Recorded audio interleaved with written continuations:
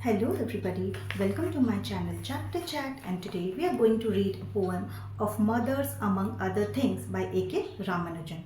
So those who are watching my video, please do subscribe my channel. A.K. Ramanujan was an Indian poet and writer who was born on 16th March 1929 and he died on 13th July 1993. And you know, A.K. Ramanujan, he was a professor of linguistics at University of Chicago.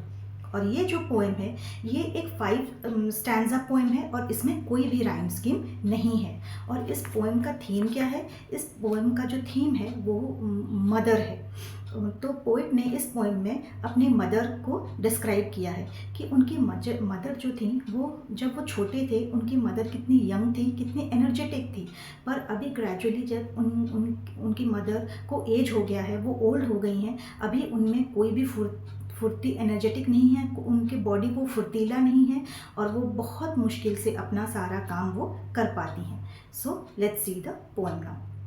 I smell upon this twisted blackbone tree the silk and the white petals of my mother's youth.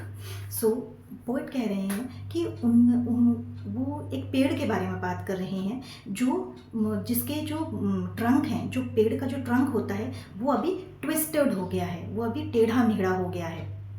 और वो जैसे वो पेड़ जब छोटा था, जब छोटे छोटे पेड़ होते हैं वो कैसे स्ट्रेट होके रहते हैं, पर ये पेड़ अभी टेढ़ा मेढ़ा हो गया है और वो इतना अभी जैसे पहले वो दिखता था अभी वो पेड़ वैसे नहीं दिखता है। The silk and white petals of my mother's youth. So तो पोइट ये कह रहे हैं कि जो उनकी मदर थी, जब वो यहाँ पे वो अपनी मदर के बारे में बात कर रहे हैं, वो कह रहे हैं कि जब उनकी मदर यंग थी तो वो एक जो फ्लावर्स होते हैं, फ्लावर्स के जो पेटल्स होते हैं वो कैसे होते हैं, बहुत सॉफ्ट होते हैं और बहुत ही ज़्यादा ब्यूटीफुल होते हैं। तो पोइट यही कहना चाहते हैं कि उनकी मदर जब यंग थी तो वो फ्लावर्स के जो पेटल्स होते हैं उनके तरह वो दिखती थी, बहुत ही ज़्यादा खूबसूरत थी, बहुत ही ज़्यादा सॉफ्ट थी। She was as soft as silk. और वो फूलों के जो पेटल्स होते हैं उसी के तरह उनकी पोइट की मदर वो इतनी ज़्यादा खूबसूरत थी। From her earring 3 diamonds splash a handful of needles and I see my mother run back from rain to the crying cradles. So यहाँ पे from her 3 earrings, तो उनकी मदर के पास एक रिंग हुआ करती थी और as young girls they are very particular about their beauty. So उनकी मदर भी वैसी ही थी। उनकी मदर जो यंग गर्ल्स जैसे होते हैं अपनी खूबसूरती को लेकर वो बहुत ये करते हैं, सजते हैं, संवरते हैं, खूबसूरत दिखने की कोशिश करते हैं।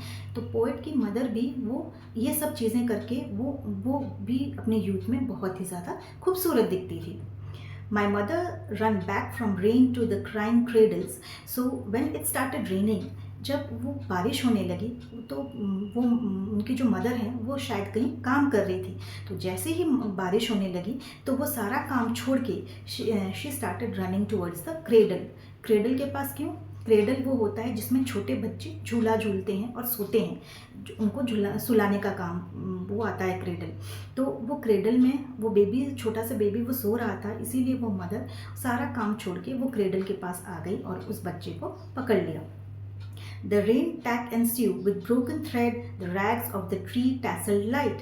So the rain tack मतलब टक करना। तो जो ये बारिश की बूंदें जो आसमान से गिर रही थी वो कैसे लग रही थी? वो ऐसे लग रहा था जैसे ब्रोकन थ्रेड्स है। जब आप थ्रेड्स को छोटे छोटे पीसेस में कट कर देते हो तो वो कैसे छोटे छोटे दिखते हैं, तो ये बारिश की बूंदें ऐसे गिर रही थी आकाश से, ऐसे लग रहा था मानो कि छोटे छोटे थ्रेड के पीसेस वो नीचे गिर रहे हैं। और वो किसको सिलने के जैसे काम कर रहे थे? वो जो सनलाइट है जो पेड़ों पे थी, ऐसे लग रहा था वो बारिश की बूंदें वो लाइट्स को सिलने का काम कर रही हैं। ये पोइट का इमेजिनेशन है। But her hands are wet eagles, 2 black pink crinkle feet.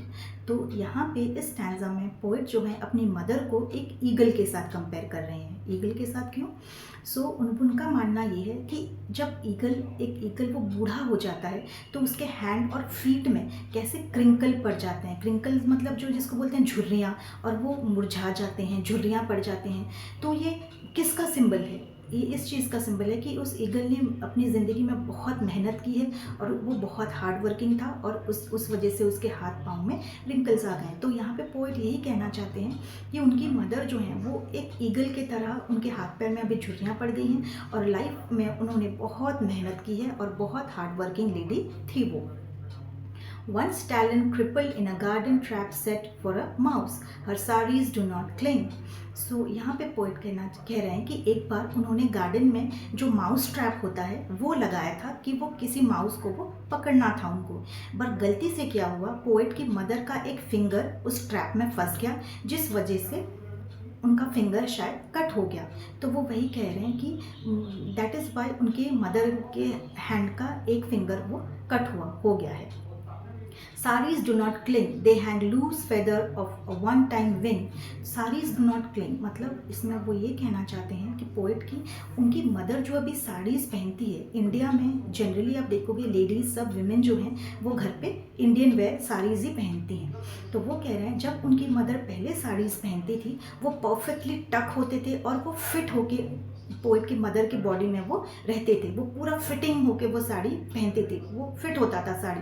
But अभी जैसे वो उनका बॉडी लूज़ हो गया है, she is getting old now, तो वो साड़ी भी ऐसे लगता है मानो उनकी बॉडी से हैंग हो रहे हैं, झूल रहे हैं वो साड़ियाँ। अभी वो इतने टाइटली टक होके नहीं रहते हैं जैसे यूथ टाइम में वो रहते थे।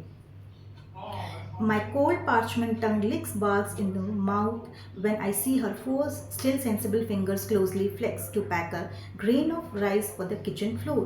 So in the last stanza, the poet is very sad now. Poet जो है वो बहुत सैड हो गए हैं कि टाइम ने डिस्ट्रॉय कर दिया, उनकी मदर की यूथ को टाइम ने डिस्ट्रॉय कर दिया। This is the natural thing कि टाइम जो है वो आगे बढ़ता जाता है और हर चीज़ एक जैसा नहीं रहता। वो जैसे कभी बच्चे थे वो भी यूथ में आए और वो भी एक दिन ओल्ड होंगे। तो पोइट यही कह रहे हैं कि टाइम हैज़ चेंज्ड और टाइम ने उनकी मदर को जो एक टाइम पे बहुत ग्रेसफुल थी, बहुत यूथफुल थी, अभी वो ओल्ड हो गई हैं, जिस वजह से पोइट को बहुत सैड फील होता है। So but he is telling that the cold parchment लिक्स, तो अभी वो अपने टंग को टक कर रहे हैं, जैसे चिंता का विषय है जैसे उनके लिए कि उनकी मदर अभी बहुत ओल्ड हो गई हैं और उनके 4 उंगलियों को देख रही हैं और वो 4 उंगलियों को नीचे वो एक राइस का ग्रेन जो फ्लोर में गिर गया था, उनको किचन फ्लोर में गिरा हुआ था, वो उसको उठाने की कोशिश कर रही हैं। तो पोइट ये सीन देख के वो सोच रहे हैं, वो बहुत गहरी चिंता में आ गए हैं कि उनकी मदर जो किसी टाइम पे बहुत ग्रेसफुल थी, बहुत एनर्जेटिक थी, अभी टाइम की वजह से वो अभी ओल्ड हो गई हैं और उनमें वो एनर्जी अभी नहीं बची है।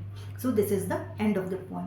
और जो सेंट्रल थीम है इस पोएम का वो है mother and the old age that is engrossing the poets mother. वो अभी पोएट इसीलिए चिंता में है कि उनकी मदर एक टाइम पे जब यंग थी बहुत सब कुछ काम कर लेती थी, but now she is getting old and that is why the poet is worried for his mother. So this is the end of the poem. I hope आपको poem समझ में आया हो and please do subscribe my channel. Thank you.